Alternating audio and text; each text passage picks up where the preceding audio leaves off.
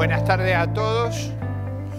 Espero que estén recuperados del almuerzo y de los seminarios. Y vamos a repasar una historia que para mí es triste porque es mi patria y no nos ha ido bien. Pero también es útil para entender y para pensar los problemas. Y voy a hacer una exposición que es un poco más aburrida que las que hago siempre, porque voy a poner muchos números. Y voy a poner números para que se acostumbren a mirarlos y a buscarlos cuando hagan las experiencias de sus propios países y a poder entender qué cosa hay que mirar con cuidado cuando uno escribe la historia económica. Yo creo que hay pocas cosas que enseñan más en todos los países que repasar la historia económica, entender qué nos ha ido bien, qué nos ha ido mal. Pero sin más trámite, porque no tenemos mucho tiempo, no me han dado más de 1 hora y pico de tiempo, y este es un culebrón que vale la pena seguir. Vamos a la...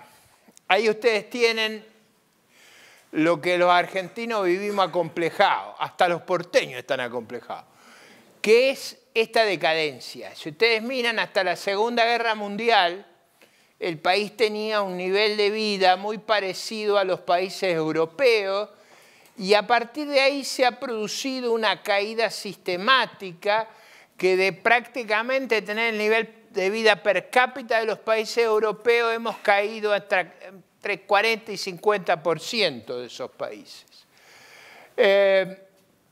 Este número es todavía más impactante, con nuestros vecinos. Nosotros hemos caído de ser 3 veces nuestros vecinos a estar en algunos casos a la par y en el caso de Chile hemos quedado debajo del ingreso per cápita después de haber estado 3 veces por encima. O sea, no es una cuestión, digamos, accidental la que estamos hablando. Es un fenómeno, yo diría, casi excepcional en la historia económica, porque el caso que se estudia en economía es el de la convergencia, es decir, el caso de que usted está atrasado y crece más rápido que los países desarrollados y se acerca, que es el caso de los tigres del este de Asia, de Japón, hoy de China, el caso de la India. Es decir, el caso de que uno vaya para abajo es un caso excepcional. Hay que hacer un esfuerzo para eso y lo hemos hecho con bastante éxito. Ahí ustedes lo ven. Por ejemplo, miren nuestra tasa de crecimiento. Este periodo fue espectacular para nosotros. Crecíamos más que el resto del mundo. Mucho, crecíamos de verdad muy fuerte. Miren lo que nos pasa después. Después crecemos menos que el resto del mundo. Ese indicador es un indicador muy importante. La crisis que vivimos en la posguerra. En la posguerra nosotros agarramos para un lado y el mundo agarró para otro. Y es un tema muy importante. No equivocarse en el sendero que uno sigue. Si uno se equivoca en el escenario futuro, ese error, los países son difíciles de cambiar, son como transatlánticos. Una vez que usted rompió para un lado, hacerlo torcer es una tarea complicada. Por ejemplo, acá todavía no se observa la magnitud del milagro chileno que ocurre después, en términos generales, ocurre en los últimos 30 años. ¿Qué es lo que voy a hacer? Voy a mostrar la performance de crecimiento. Vamos a buscar los periodos donde tuvimos anormalmente tasas de baja de crecimiento. Vamos a tratar de entender qué fue lo que nos retardó. Lo que en todos los estudios aparece como un problema muy grande es la inflación excesiva. Para darle una idea a ustedes, nosotros le hemos quitado 13-0 a la moneda. Maduro va rápido a superarnos, pero no es bueno parecerse a Maduro. O sea, es como yo a ese barrio no quiero pertenecer. O sea, cuando hay grupos a los que si uno está jorobado. Inflación excesiva. Ahora, la inflación en realidad es el síntoma de alguna enfermedad más profunda, que ustedes no puedan estabilizar la economía, y vamos a llegar hasta la actualidad, el nuevo gobierno donde había tantas expectativas, lo que es claro es que va a fracasar en ese campo. Entonces ahí hay un tema muy profundo en mi país, que es por qué los vecinos que tenían también alta inflación lograron estabilizar y nosotros no lo logramos. Es un tema central, decisivo, es un tema que tiene una lógica económica, pero tiene también una lógica política. La segunda cuestión que vamos a ver es el exagerado gasto público. En realidad, lo que nosotros hemos tenido históricamente es un problema de descontrol de nuestras finanzas. Eso como ese sigue un tema muy estratégico. Descontrolarse en la finanza es como descontrolarse en el peso. O sea, ustedes vieron que hay personas que, bueno, yo alguna dificultad he tenido con eso. Descontrolarse en el peso es no poder tener autodisciplina, es plantearse cosas que son inconsistentes e insanas para ustedes mismos. Eso es básicamente el problema del gasto público. El tercer elemento que fue crucial en el fracaso argentino, yo creo que este fue muy decisivo, fue el cerramiento de la economía. O sea, nos encerramos al resto del mundo, nos desvinculamos del resto del mundo. La Argentina exitosa era una Argentina muy vinculada al resto del mundo, la Argentina fracasada es una Argentina aislada del mundo. Aparte nos aislamos del mundo porque la idea de que si nos escondíamos íbamos a poder hacer las cosas mejor, esa es una trampa mortal. Y probablemente ese sea un factor decisivo. El otro fueron las regulaciones gubernamentales excesivas, es decir, ¿por qué hay regulación exagerada? Porque el gobierno es capturado por los grupos de interés. O sea, un grupo de interés muy importante, por ejemplo, son los sindicatos. Entonces usted logra capturar al gobierno y hacer que funcione prácticamente a su servicio. Entonces, el gran tema de las economías son los insiders y los outsiders. Insiders son los que están dentro de la regulación y outsiders son los que se arregla el mundo con ellos. Es un tema muy importante. El otro factor, siempre cuando uno busca la explicación de un fracaso, uno busca los factores domésticos o, digamos, endógenos y los factores internacionales. Esto jugó. Yo diría que hubo dos cosas que nos complicaron. Una fue el deterioro de los términos de intercambio. ¿Qué quiere decir con esto? Los precios que nosotros vendíamos tuvieron un deterioro. Eso fue muy ostensible del año 74 al año 2001. Por ejemplo, el último cuarto del siglo pasado tuvimos una caída dramática de los precios nuestros y eso hizo que a pesar de, después lo vamos a ver, de extraordinarios éxitos en la producción no lo pudimos capitalizar. Cuando yo era joven los argentinos producíamos 18, 19 millones de toneladas. Ahora si el clima acompaña, ese es un problema que tenemos, que necesitamos suerte siempre, si el clima acompaña producimos 130, 140 millones. O sea, la producción física la hemos multiplicado, pero vendemos cosas que cada vez valen menos. En parte porque ese aumento también lo pudieron hacer los demás. Entonces, si uno hace lo que hace los demás y cada vez lo que hace es más barato, tiene un problema. Por ejemplo, si uno vive del petróleo y se encuentran sustitutos al petróleo, que Dios lo ayude. ¿Está claro? Bueno, ahí vamos a ver el rol de la inflación a través del tiempo porque eso se fue agravando. Por ejemplo, ahora lo vamos a ver, vamos.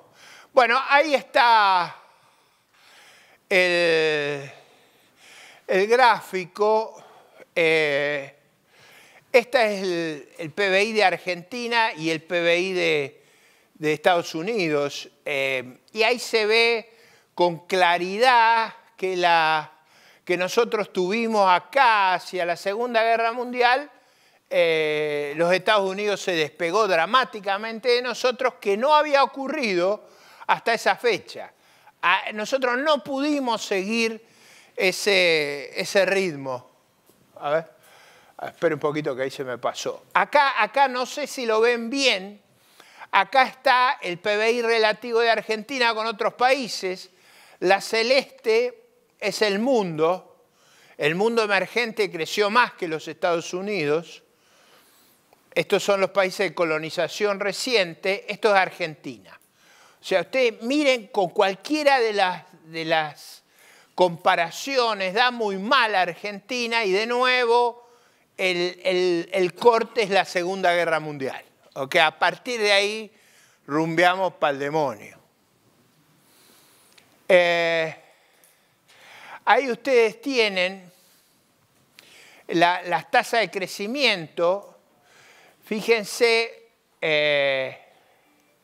nosotros tuvimos una caída menor que los Estados Unidos en la crisis de los 30, lo que los Estados Unidos tienen una gran recuperación en la guerra que nosotros no tuvimos. Bueno, Argentina antes de la Primera Guerra Mundial fuimos un fenómeno. O sea, ahí crecíamos mucho, obviamente con una gran volatilidad, porque nuestros recursos naturales son las praderas, y ahí el clima juega. O sea, en eso nos daba mucha volatilidad.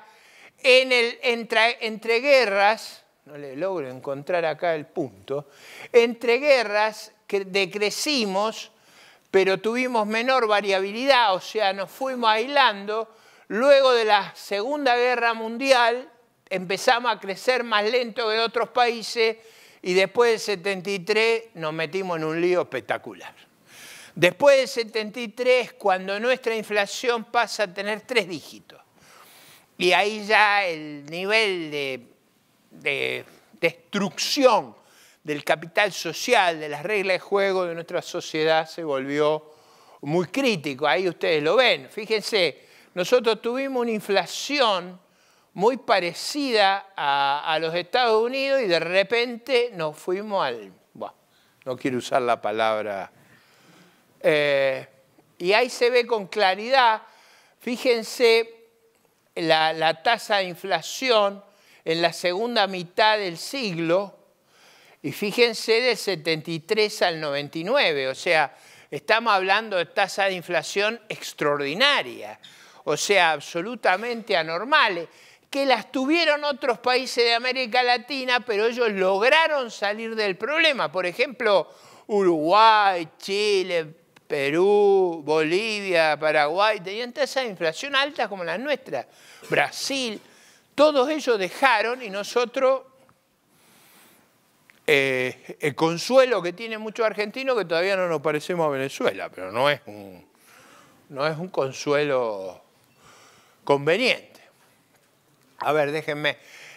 La tasa de inflación fue muy variable. Nosotros siempre tuvimos problemas con la tasa de inflación. O sea, no es un problema reciente, lo tuvimos antes en el siglo XIX. ¿Por qué? Porque en países donde la governance es floja, una de las cosas más prácticas de hacer es emitir dinero. Si el mundo se arregla emitiendo dinero, se imaginan que todo el mundo le daría la máquina sin asco.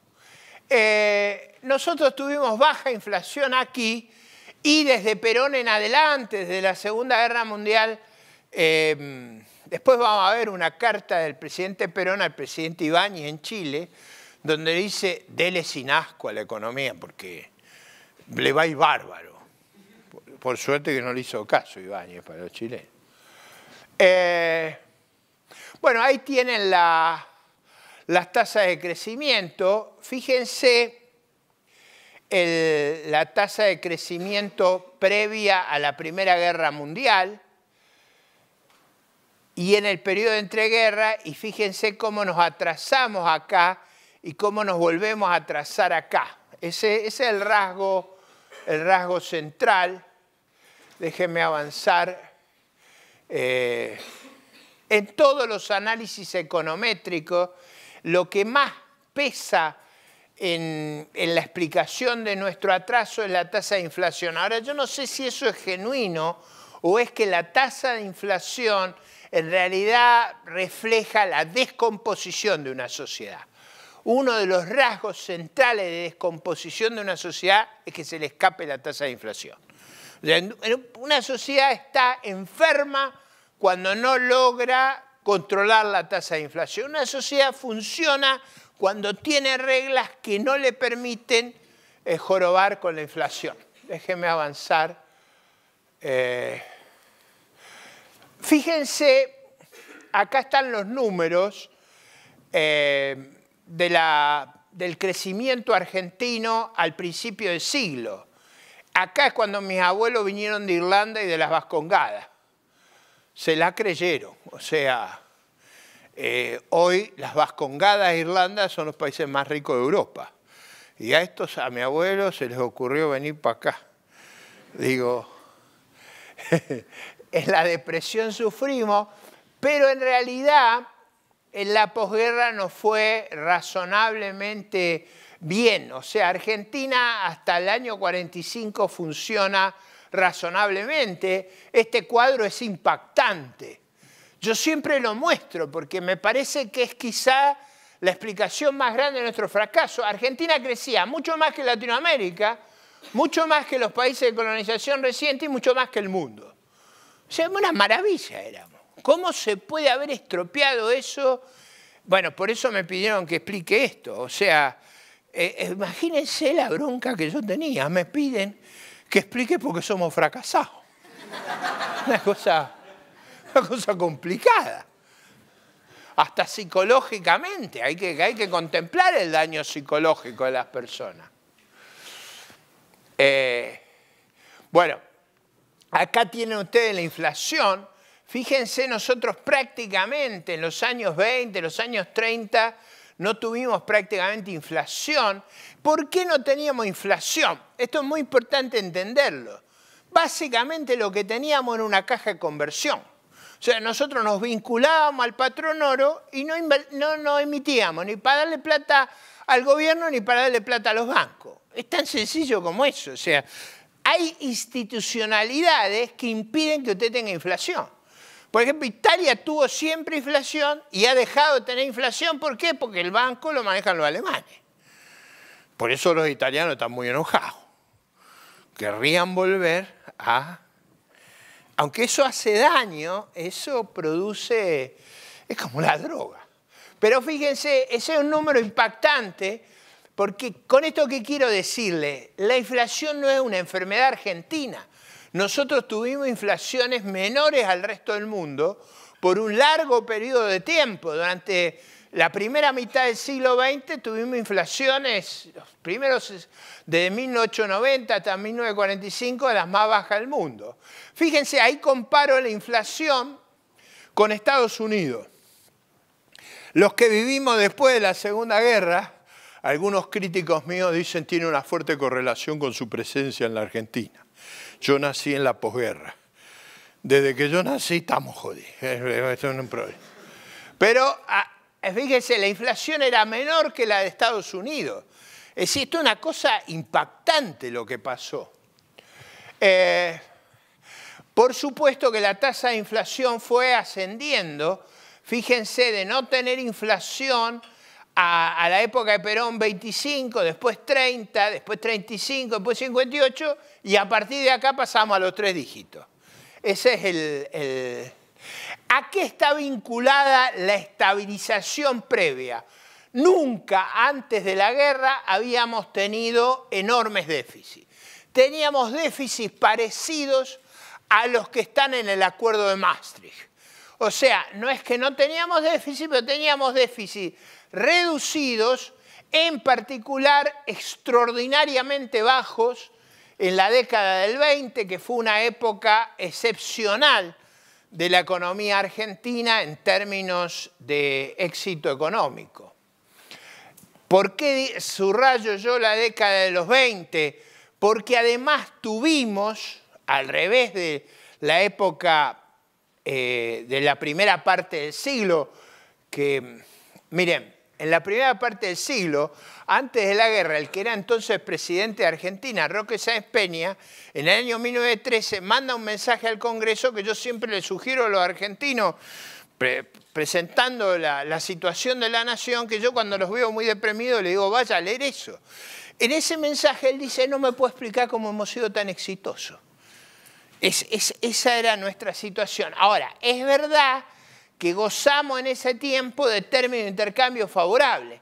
Lo que es extraordinario es la performance que tuvimos en la década del 20 con los precios internacionales adversos. Porque una cosa que a uno, por ejemplo, Chile, si a Chile le va bien porque el cobre vale $4 libra o $6 es una cosa, otra cosa es que le vaya bien cuando vale 1.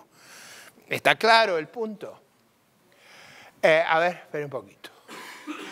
En los años dorados, lo que yo llamo los años dorados, además tuvimos tasas de interés un poquito más altas, luego las tasas internacionales bajaron mucho hacia la gran recesión. Argentina, entre otras cosas, llegó a la Segunda Guerra Mundial sin haber desfolteado la deuda. Después lo hicimos varias veces, pero hasta ahí una de las actitudes que tenía el liderazgo argentino de esa época era pagar la deuda sobre la sed y el hambre de los argentinos. Imagínense lo que era ese liderazgo. O sea, eso crea confianza. Si usted, por ejemplo, uno de los problemas que tiene mi país ahora es que ante cualquier dificultad, la primera cosa que se hizo es dejemos de pagar la deuda. En aquella época, la conciencia era, no hay nada más valioso que hacerse creíble para no ser vulnerable. Bueno, acá están las exportaciones e importaciones. Un dato extraordinario es que como no participamos de la guerra, acumulamos unos superávit que son extraordinarios. O sea, cuando Perón asume, las reservas eran a precios de hoy aproximadamente $200.000 millones. Es una cifra increíble, increíble.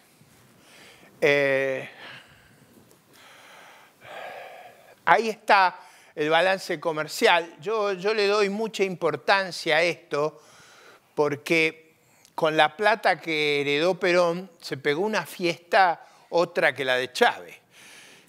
Esa fiesta la hemos pagado hasta hoy porque ustedes vieron que cuando ustedes le dan a los drinks no es solo el problema de que pierdan el control, sino la resaca del otro día. Bueno, la resaca nuestra de esos episodios no ha durado hasta hoy.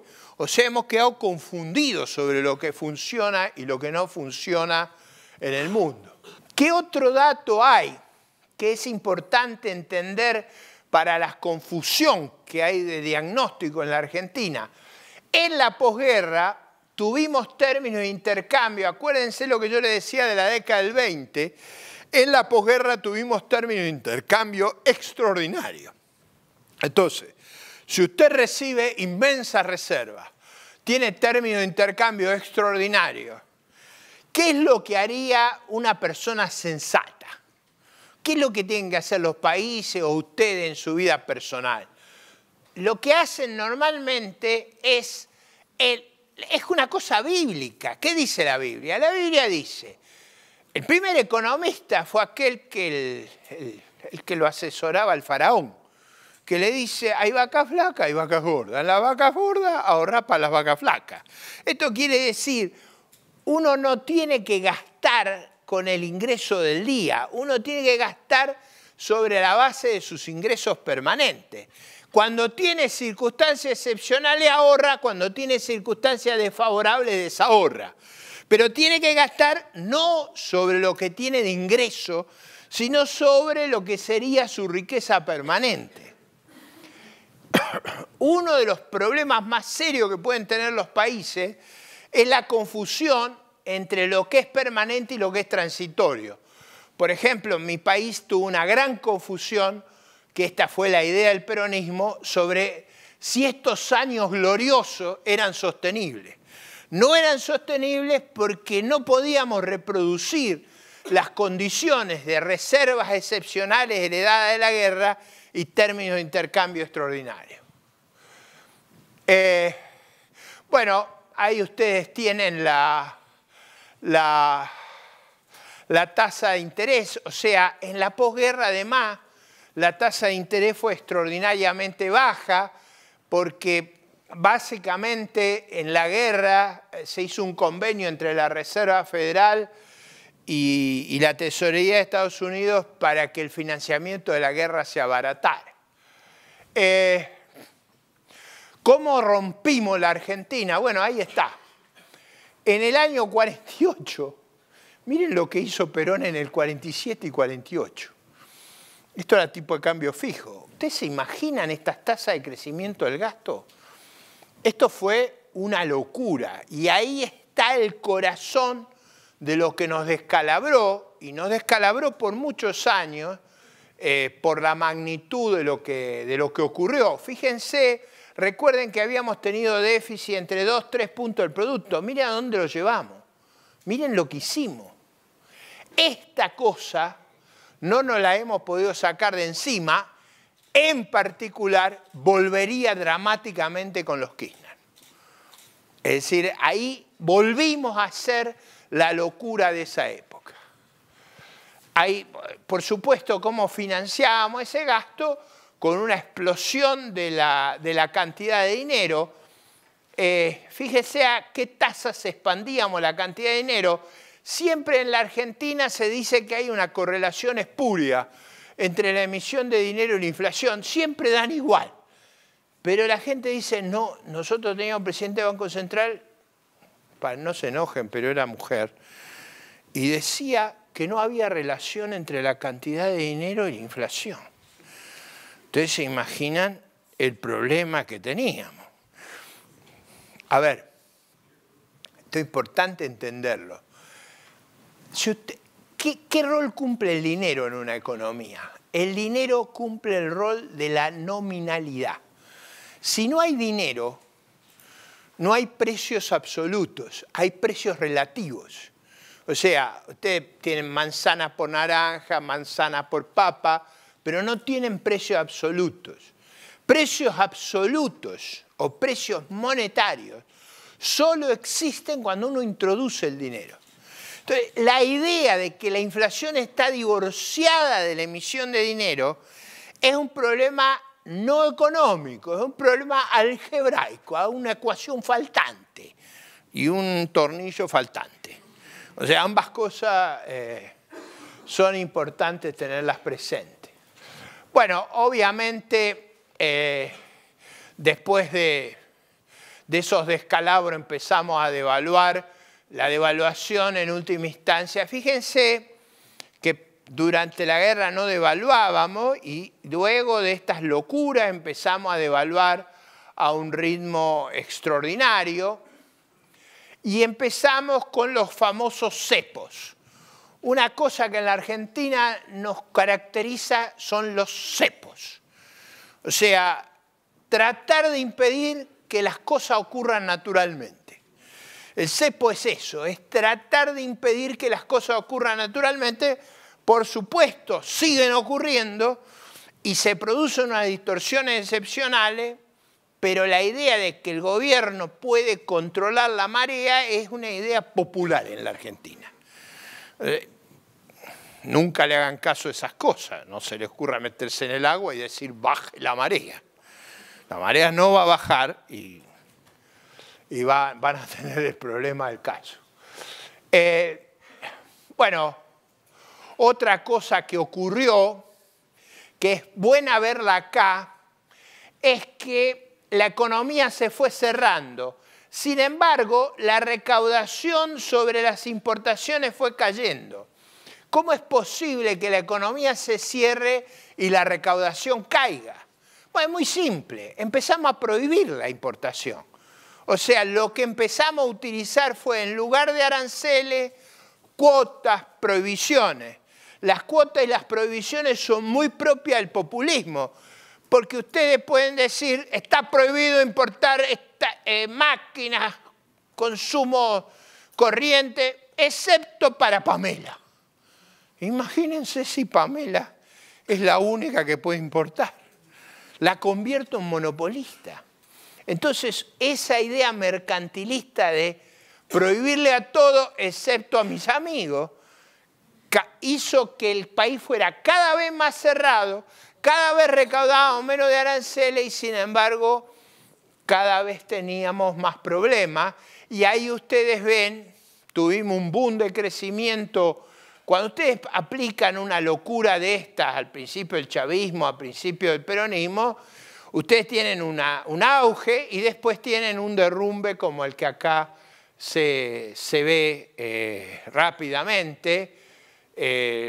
Luego la economía argentina entró en ese rezago histórico que yo les mencionaba. Ustedes recuerdan que yo les mostré que Argentina crecía más que el resto del mundo. Fíjense lo que empieza a pasar después de la guerra. El resto del mundo crece mucho más que nosotros y eso pasa a ser parte. Ahí se ve con claridad lo que crecíamos respecto a Latinoamérica y cómo nos va después respecto a Latinoamérica.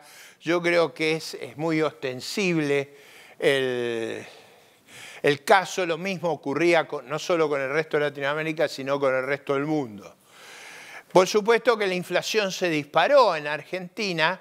¿Se acuerdan que teníamos menos inflación que Estados Unidos? Miren lo que nos pasa acá.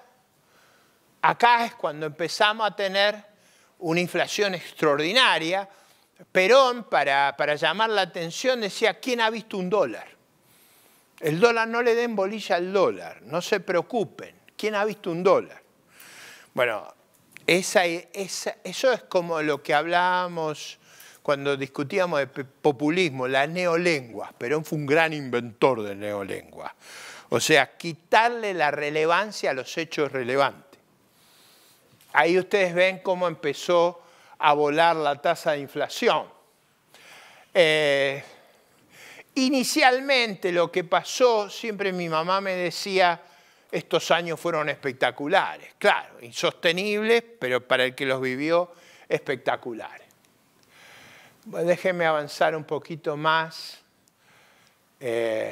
Bueno, ¿qué fue el comienzo del peronismo? Las fiestas nos comimos la reserva.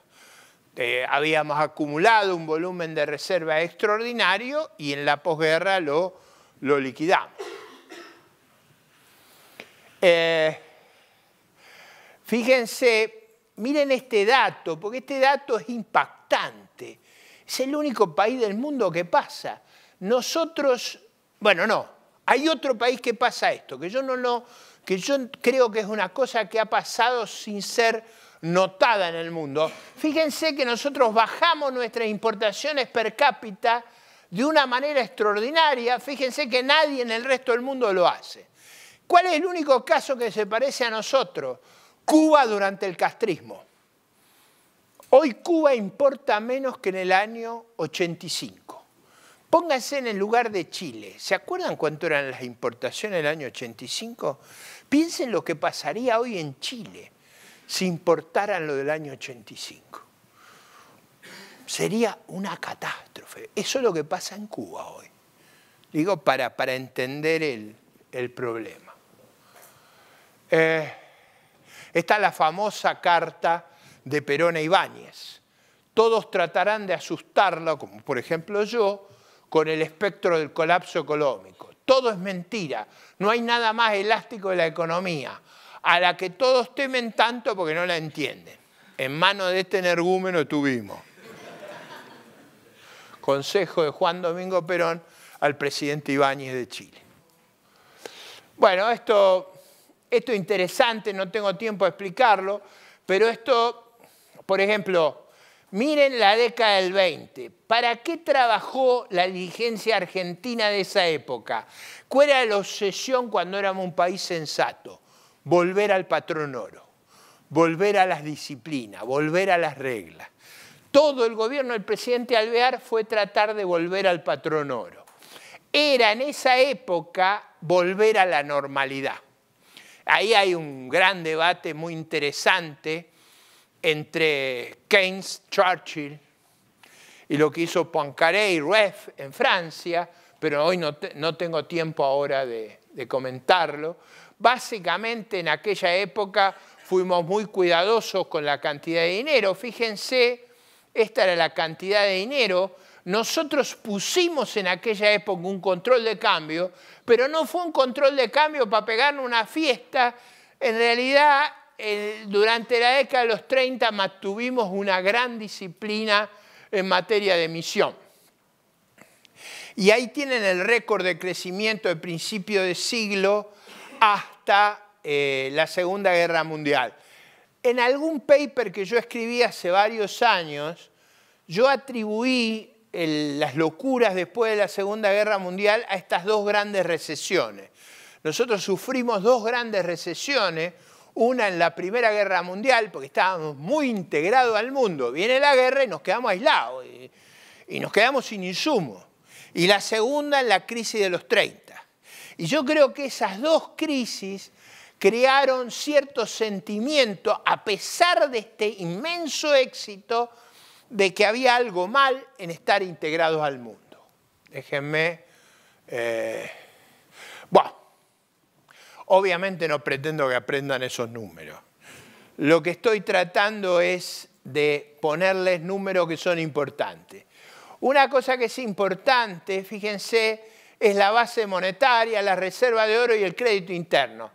Es decir, básicamente la expansión de dinero en la Argentina durante las épocas sensatas no dependía del crédito interno, sino de las variaciones de las reservas internacionales. Esa es una regla valiosa y bueno, probablemente una de las explicaciones del populismo es que luego de la crisis de los 30 viene la caída del nivel de vida hasta mediados de la guerra.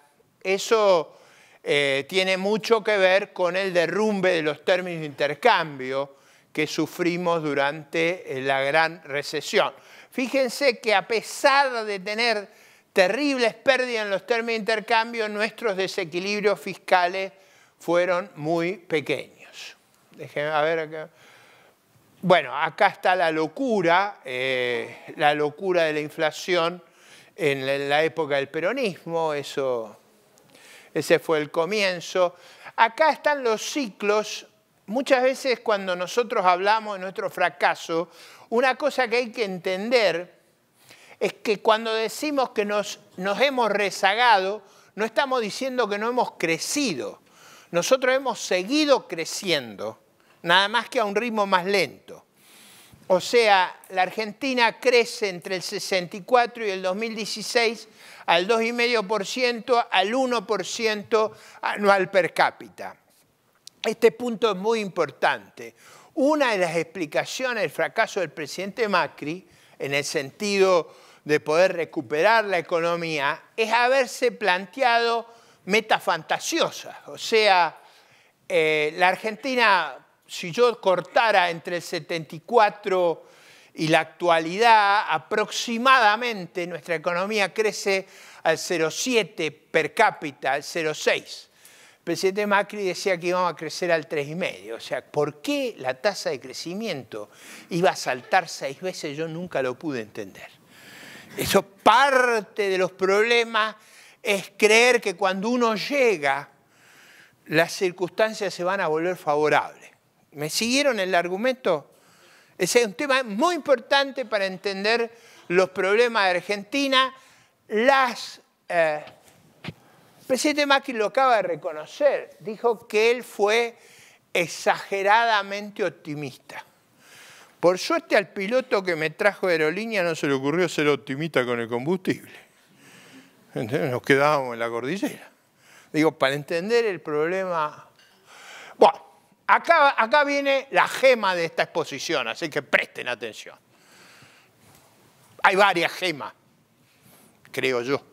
Por lo menos me pasé mucho rato trabajando. Esta es la productividad de Argentina del 1950 al 2011. Este es un trabajo de la OECD. Fíjense, nuestra productividad crece en 60 años al 0,8% anual. Una economía, ¿por qué crece? Crece por dos razones. Porque acumula recursos o porque aumenta la productividad. O por ambas. Gran tema de la economía argentina es que no aumenta la productividad, como ustedes ven. Mire, de 1950 hasta el 2010 prácticamente la productividad no se mueve. Ahora miren esto. En agricultura y en manufactura la productividad nuestra ha volado. ¿Se acuerdan el cuento mío? Menos de 20 millones cuando yo era joven a 130 millones ahora. O sea, ahí aumentó la productividad enormemente. Lo mismo en la manufactura. ¿Dónde está la razón de nuestro retraso? Esto es los servicios gubernamentales. O sea, lo que nos tira para abajo, a pesar de que subimos la productividad en agricultura y en manufactura, lo que nos tira para abajo es el rendimiento de los servicios gubernamentales. O sea, la mochila que le ponemos al sector productivo para poder crecer. Ahora, ¿cuál es el problema? ¿Cuál es la clave del problema? ¿Dónde creamos empleo? Creamos empleo en los sectores que son menos productivos. Entonces, si usted lo que hace es meter más empleo en el sector público y generar más gasto público, ¿qué es lo que lo retrasa? Lo que sería llamativo que no fuera bien.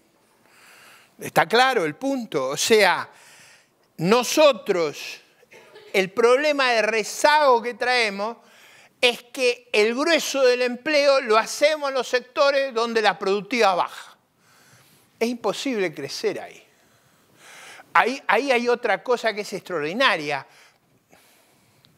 Yo sé que no son economistas ni tienen por qué entusiasmarse como me entusiasmo yo con estas cosas. ¿Vieron? No sé si ustedes vieron a los zoólogos, a los entomólogos. Miran los insectos y están entusiasmados, fascinados, en clímax. Bueno, a mí me pasa lo mismo con la cosa económica. Miren lo que hicimos acá. O sea, a los sectores productivos, bajo los términos de intercambio más favorables, los contraímos. ¿Y qué es lo que hicimos? Expandimos brutalmente el peso de los sectores no productivos. Esa es la cuestión crucial que nos ha... los organizadores de estos seminarios me dijeron, queremos martirizarlo un poco. Presente el caso de por qué le fue mal. Bueno, ahí se ve con claridad. Es decir, nosotros expandimos lo que es improductivo y contraemos lo que es productivo. Y cada vez le cobramos más impuestos a los productivos para... ¿Se acuerdan lo que decía Martín Krause hoy? La clave está no sacar de los productivos y pasar a los no productivos. Nosotros lo que hacemos es lo de Krause a la -1. O sea, lo que él sugirió, nosotros lo invertimos. O sea, vamos, cada vez le ponemos más presión al sector productivo para darle al no productivo. Bueno, ahí está la tasa de inflación. Bueno, ahí es... No lo voy a usar este gráfico. No, porque es un tema importante. No es que no quisimos reaccionar. Por ejemplo, entre el 58 y el 62, nosotros tuvimos el presidente Frondizi que era consciente de que la clave era retomar el ritmo de inversión. Y ahí, bajo una conducción económica muy firme, hicimos una racionalización del sector público grande.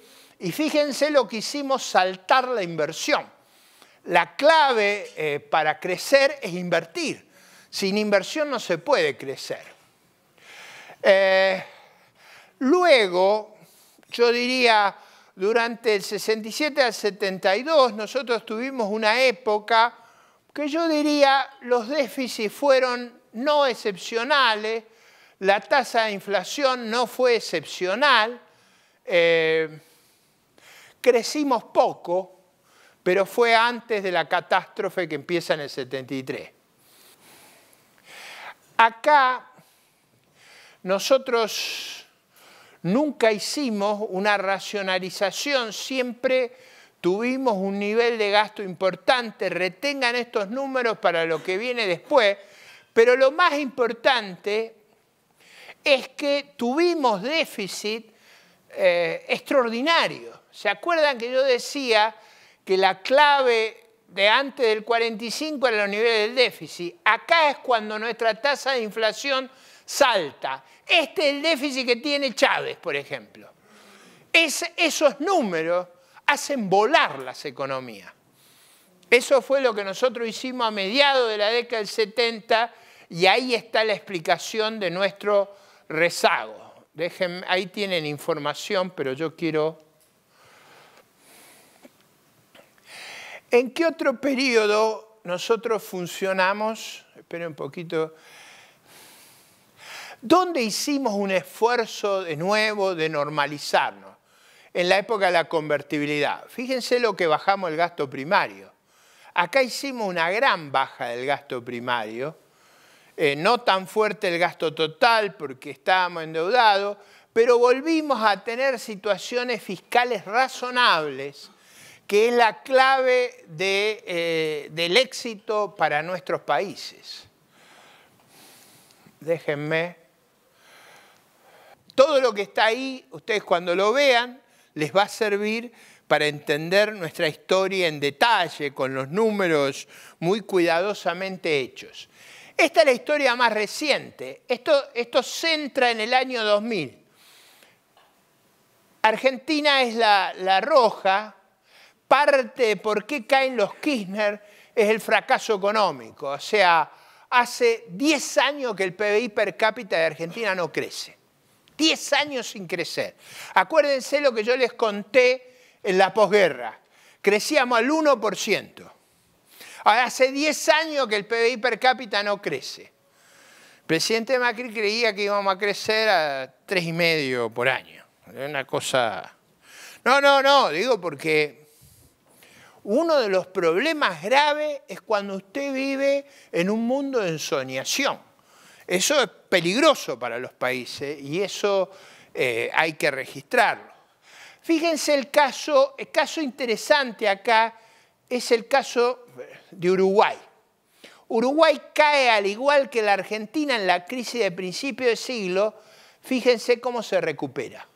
Fíjense cómo Chile y Uruguay lo hace un poco mejor que Chile. Chile se rezaga, sobre todo en el último periodo de la presidenta Bachelet, pero tiene, digamos, la inercia de un rápido crecimiento. Este es el problema de Brasil y Argentina. No por nada, ambos países están en una crisis económica y política formidable, porque no crecer es quizá el mecanismo esencial para fracasar políticamente. Voy a saltear los líos recientes para poder terminar en tiempo. A principios de este año, Argentina entra en crisis. ¿Por qué entró en crisis? Básicamente, hay 3 órdenes de factores que explican nuestra crisis. Los más importantes son el 1 y el 2. ¿Cuál fue Argentina no puede financiar déficit de 6-7 puntos del producto. Sobre esto voy a volver. Este es un punto esencial. El liderazgo argentino, pensando por el presidente Macri, no entiende ese problema. Nosotros no podemos tener déficit de esa magnitud. No tenemos forma de financiarlo. O sea, los déficits tienen un límite en lo que pueden ser. Si usted tiene un déficit que usted no puede financiar, lo lleva inexorablemente a una crisis. ¿Cómo escondió el déficit la administración del presidente Macri al comienzo? Colocando, ya termino, mucha deuda de corto plazo. Si es malo tener déficit, lo peor es tener deuda de corto plazo. Porque la deuda de corto plazo oculta el problema, pero cada vencimiento... Por ejemplo, yo cuando tomo un taxi en Argentina, el chofer me pregunta, ¿qué va a pasar este jueves? ¿Usted ya habla de fútbol? No, dice, ¿qué va a pasar con las letras del Banco Central? O sea, en Argentina es un tema común hablar de la deuda pública y su vencimiento. Cada vez que va a vencer estamos todos con el Jesús en la boca. ¿Vendrán los inversores a renovar o no vendrán? Eso no pasa en ningún otro país por razones que ahora vamos a ver. Después hubo errores de política económica que, como no tengo tiempo, no los voy a explicar en detalle, pero hubo 2. Uno muy grave, que fue desautorizar al presidente del Banco Central. Otro, nosotros tenemos grandes dificultades para financiar nuestro déficit. No se nos ocurrió nada mejor que poner un impuesto a los que invertían en bonos de la deuda pública argentina. Esto es, usted no, es como si en un lugar desértico usted impide que llegue el agua. No sé si se dan cuenta de los problemas. Bueno, ¿qué pasó después del temblor? Yo, como estamos en Chile, hablo del temblor. Después de la crisis cambiaria vamos a un ajuste del nivel de actividad, un ajuste en la velocidad, y en el nivel vamos a tener más inflación. Eso es parte de cómo se hace el ajuste. ¿Cuál es el programa con el fondo? Es relativamente fácil de entender. Nos han dicho, estos déficits son infinanciables, los va a tener que reducir de una manera drástica. Esto es, no podemos financiarlo que lo haga de manera lenta. No hay nadie que tenga la plata para darle a usted para que su régimen de adelgazamiento sea lento. Entonces tenemos que hacer una corrección rápida en el medio de un proceso electoral. Fíjense lo que es la corrección de 6.7 a 1.9. Vamos a hacer una dieta espectacular. ¿Por qué, a pesar de un acuerdo extraordinario? Ustedes saben que Argentina ha sido salvada con un apoyo internacional como nunca se había visto, de 60.000 millones de dólares. ¿Por qué siguen las turbulencias? Bueno, pues tenemos mucha deuda de corto plazo y el acuerdo no nos permite usar las pocas reservas que tenemos. La clave es el frenazo a la entrada de capitales. Vamos a tener que conseguir que la gente nos crea, eso es difícil. Ahora, dado que tengo que terminar, déjenme concentrarme en este punto. ¿Por qué la Argentina no puede tener déficits elevados, como tienen otros países, por ejemplo, Estados Unidos? Porque tenemos un mercado financiero extremadamente pequeño. ¿Por qué es pequeño nuestro mercado financiero? Porque confiscamos los depósitos 5 veces. Si el gobierno le robó 5 veces los depósitos, a los que van a los bancos hay que hacerle una procesión. Sos mi héroe. El que va a depositar es un héroe. Segundo, tenemos bajo calado del mercado de capitales. ¿Por qué tenemos bajo calado del mercado de capitales? Eso es fácil de entender. Confiscamos los fondos de pensión, las AFP. ¿Qué son las AFP? La mortaja no tiene bolsillo. ¿Dónde se produce el proceso de ahorro de una economía? Usted ahorra en la vida activa para financiar la vida pasiva.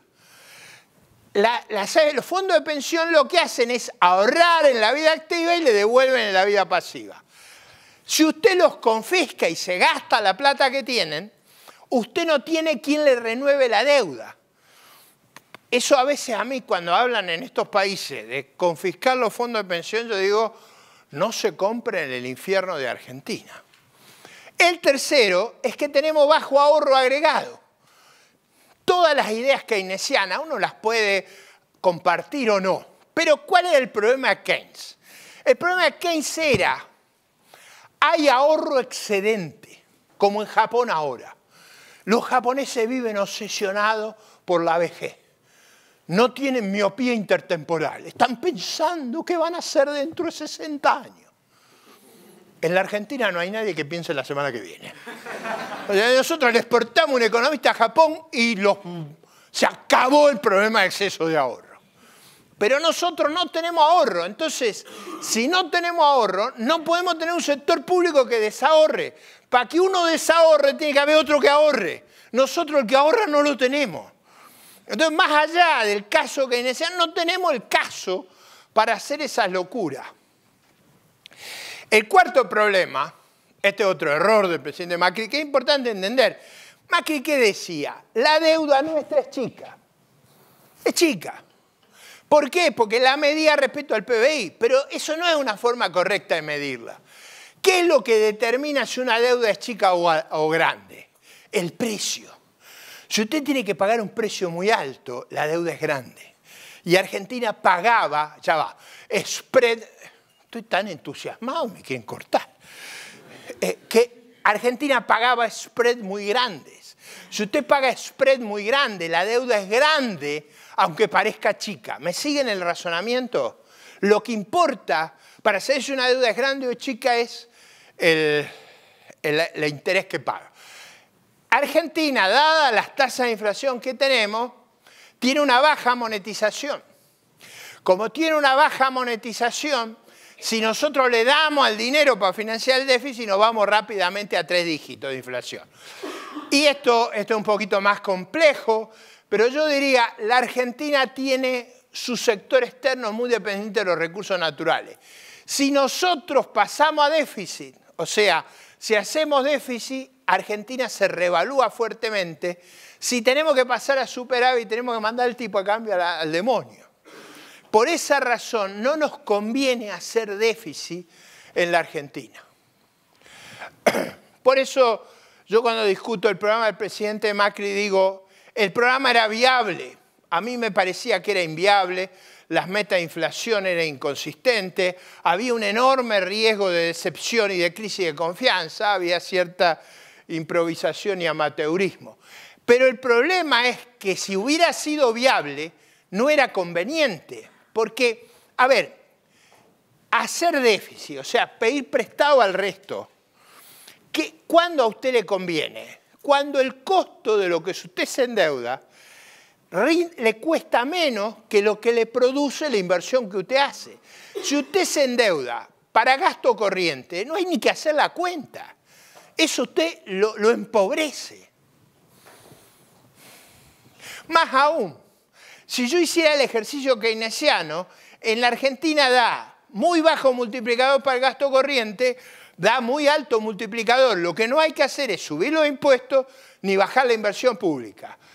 El presidente Macri lo que decía es yo no voy a tocar el gasto corriente, que era como decir no voy a arreglar lo que es nuestro problema.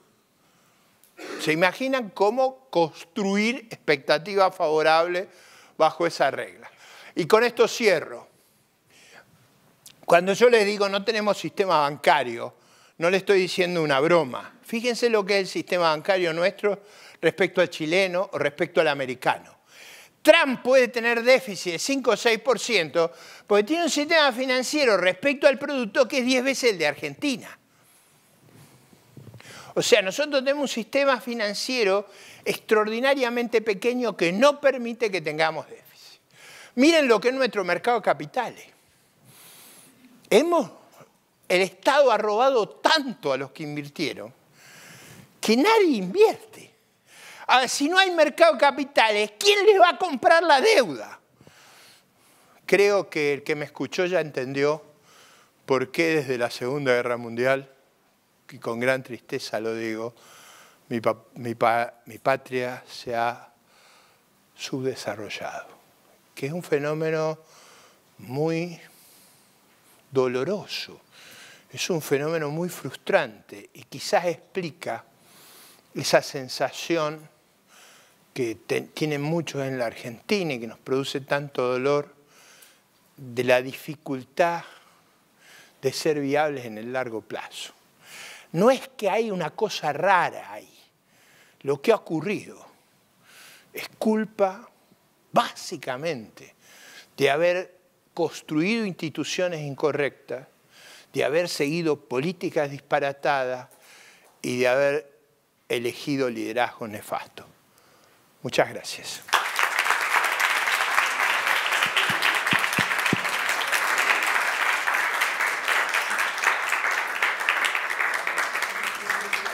Muchas gracias. Muy bien. Muchas gracias, profesor. Vamos a dar inicio a la ronda de preguntas. Como usted evidenció, Argentina tuvo un gran superávit en su momento, ¿cierto? Fiscal. Y mi pregunta es, después bajó y dijo... Hasta la Segunda Guerra Mundial. Sí. Usted dijo que empezaron a imprimir billetes a lo loco, el Banco Central no hizo regulaciones, pero ellos tenían un ministro de Economía o alguien encargado, y una de las tareas principales al final del banco es esto, prevenir las inflaciones Y yo quiero saber por qué no regularon, por qué no subieron o bajaron el interés cuando había que hacerlo, por qué imprimieron billetes de más, porque eso sí o sí va a generar una sobredemanda que va a producir inflación. Y ¿por qué no consideraron el factor ambiental? No creo que haya sido nuevo, siempre se sabe que cada estaciones son distintas a otras. ¿Y por qué no ahorraron? Que es como, todo esto es como teoría básica. A ver, ahí hay una explicación muy clásica que es de Acemoglu y Robinson, por qué son exitosos los países o por qué fracasan los países. En general, los países fracasan por 3 razones. Tienen un mal diseño institucional. Nosotros tuvimos un diseño institucional muy malo. O sea, por ejemplo, todo puede discutir que sí o que no el euro, pero ¿qué es lo que intentó arreglar el euro a los países del sur de Europa? Imponerles una disciplina fiscal y monetaria que impidiera hacer lo que hicimos en la Argentina. Nosotros supimos tener, se los acabo de mostrar, durante 60 años hasta la Segunda Guerra Mundial, un diseño institucional correcto. Después de la Segunda Guerra Mundial vino esa idea que la carta de Perón a Ibáñez es muy clara, que fue decir, ¿por qué tengo que tener estas limitaciones? ¿Por qué no le damos a la emisión de dinero? ¿Por qué no hacemos a la felicidad del pueblo argentino? Bueno, esas cosas es un diseño institucional malo que permite que los presidentes hagan eso. Segundo, son políticas malas, es decir, políticas que no ven las consecuencias intertemporales que eso tiene y son liderazgos incompetentes, en el mejor de los casos, corruptos en el peor. Esta mezcla de malas instituciones, malas políticas y malos liderazgos me parece a mí que explica nuestro derrotero desde la Segunda Guerra Mundial.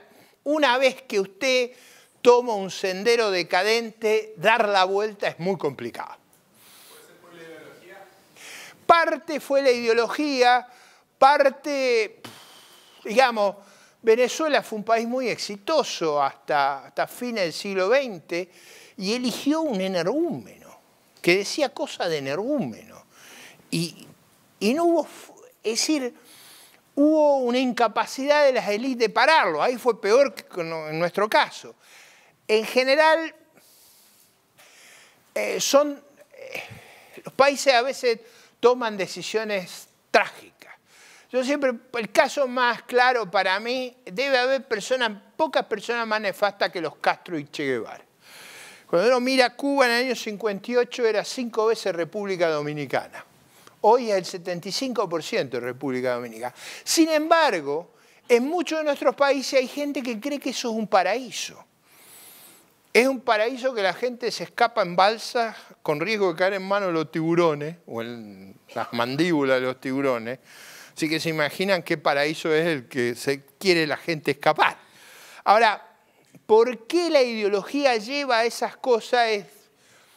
Es un tema complejo. A mí me ha costado mucho tratar de descubrir qué es lo que hizo que en mi país los eligieran a ellos versus a la alternativa. Digo porque la alternativa varias veces fui yo. Era difícil entender cómo gente tan delirante adquiría tanta popularidad. Pero bueno, esa es la explicación. Gracias. Tengo una pregunta respecto a estos factores económicos.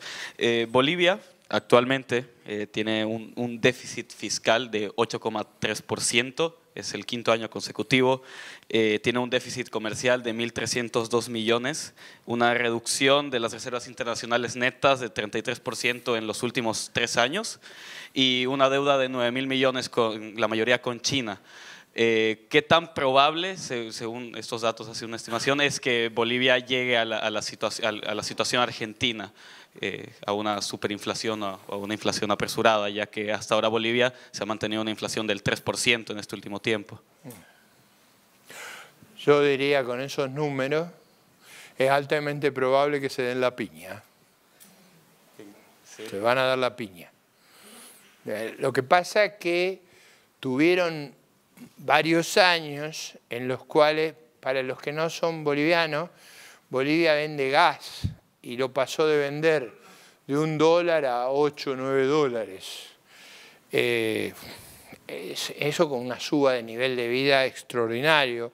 Parte de eso lo utilizaron para comprar reserva del Banco Central. Eso se ha agotado y hoy están perdiendo reservas. Lo que él les cuenta es que están perdiendo reservas sistemáticamente y siguen en un alto déficit.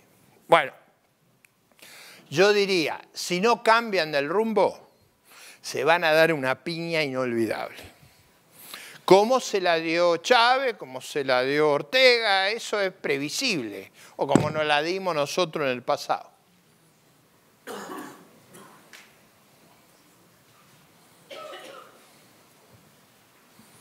Ricardo, ¿cómo estás? Bien. Mi nombre es Pamela, soy de Corrientes Capital, trabajo con el Club de la Libertad y soy estudiante de Economía en la Universidad Nacional del Nordeste. Tengo millones de cosas para preguntarte, pero voy a plantearte una duda que en realidad tenía desde mucho antes de esta charla, aprovechando que hablaste de historia económica. Este año di historia económica en la facultad.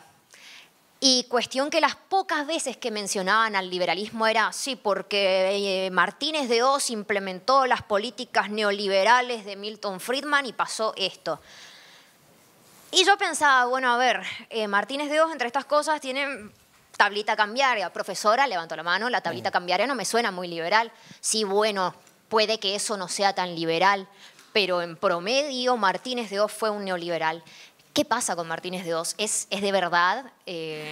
¿Implementó políticas liberales y eso falló? Mira, sí, toma los cuadros. Yo no tenía tiempo porque los organizadores no me quisieron dar las 2 horas y media muy entretenidas que iba a poder exponer todos los detalles. Pero básicamente te lo voy a contestar de manera muy simple. En la época de Martínez de Oz tuvimos unos déficits espectaculares y un gasto público espectacular. Eso no tuvo... Creer que un régimen es liberal bajo condiciones de dictadura militar y de un marco regulatorio agobiante, eso no es cierto. Ahora, ¿cuál es la estrategia de mucha de esta gente? Es crear un muñeco artificial contra el que lucha. O sea, y estuvo moderada. Por ejemplo, nuestra expresidente, cuando se refería a los que éramos opositores, en vez de decirnos neoliberales, nos había puesto en la escala zoológica. Cuando no éramos carancho, éramos gorila. Cuando no éramos gorila, éramos rata. Cuando no éramos rata, éramos buitre. O sea, en realidad neoliberal es bastante suavecito. A mí siempre me ponían alguna categoría zoológica en la escala inferior, en general de aves carroñeras. Ustedes se imaginan, prácticamente era un llamado, ¿qué están esperando para liquidarlo? ¿No? Digo, esto es importante para entender la estrategia del discurso. Entonces, todo eso es falso, todo eso es una construcción absurda, pero ahí, en lo que hoy les presenté, están todos los datos. Ahí están todos los datos sistemáticamente. No tuve tiempo porque no me querían dar las 2 horas y media, pero ahí están todos los datos para que ustedes entren, vean. Pero escúchame, acá está. ¿De qué estás hablando? ¿Dónde leíste que a algún tipo de esto se le ocurrió sugerir esto? Basta de decir disparate. Bueno, profesor, una de las cosas que quisiera decir en este momento son más que todo comentarios, más allá de que sea una consulta. Suscribo, de hecho, varias de las intervenciones y de las ideas que ha colocado. También me pareció gracioso que en realidad sí sabía lo de la neolengua y me pareció también impresionante el comentario que acaba de decir, de la manera en la que han insinuado también aplicarlo en Argentina. Pero más y sobre todo me sorprende que existe un versus dentro de todo lo que nos trató de decir en la disertación, y ese versus es de 2 modelos económicos.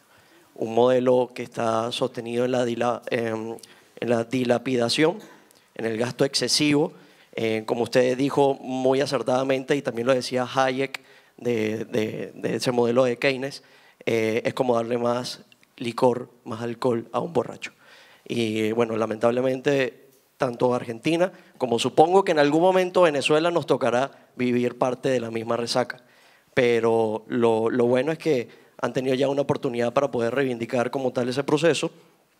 Y también suscribo que sí, es verdad, en Génesis 37, José, el que hizo ese pronóstico de que el ahorro era precisamente la alternativa para traer la bonanza hacia las naciones, es verdad, fue una suerte de pequeño Hayek dentro de la Biblia.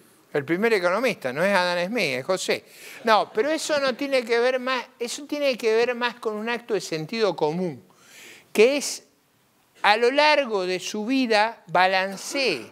O sea, en las épocas prósperas ahorre para aguantar las épocas adversas. Eso no hace al crecimiento, hace más que todo a una vida estable.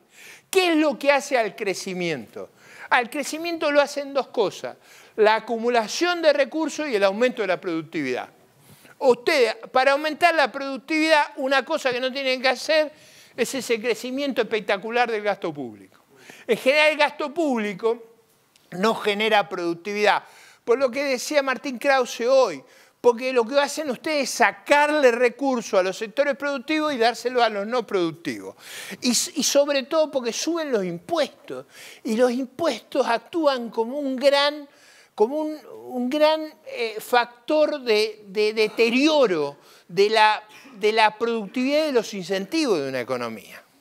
Entonces, a largo plazo usted crece, se acumula recursos y aumenta la productividad. Lo de José es para evitar los bandazos. Porque, ¿qué pasa? En un país, en una economía que usted vive a los bandazos, usted no quiere estar ahí. Es como si yo le dijera temblor todo el tiempo. Pues está bien en el baile un rato, pero todo el tiempo no se puede estar en temblor. Ya se acaba. Última pregunta. Ya la última. Igual iba ligado al tema de Bolivia y bueno, con la experiencia de Argentina. Esperemos que este 2019 Evo no pueda repostularse y asuma a alguien de la oposición. Y bueno, usted nos va a entender ahora que el pecado de Macri fue hacer las cosas escalonadamente, de poco a poco. Yo le pregunto, ¿usted cree que realmente, vamos, en el caso de que entre la oposición en Bolivia, sea mejor aplicar una medida de shock directamente? Bueno, enfrentar el problema, no rehuir. ¿Cuál es el argumento que yo tengo sobre el presidente Macri? La idea de él fue: financiemos la herencia. Financiar la herencia tiene dos problemas. Usted mantiene las distorsiones, y lo segundo es que necesita que alguien le preste, creyendo que cuanto más endeudado está, mejor capacidad de pago tiene. Eso va contra el sentido común. Entonces, yo creo que lo que hay que hacer es enfrentar los problemas. Ahora usted me puede decir, no me da el cuero político para enfrentarlo. Bueno, en ese caso, la alternativa es emitir. O sea, si usted no puede normalizar el déficit, no lo haga con deuda, emita. En ese caso, la inflación le va a marcar que tiene que juntar el poder político para resolver el problema. ¿Está claro? Muchas gracias a todos.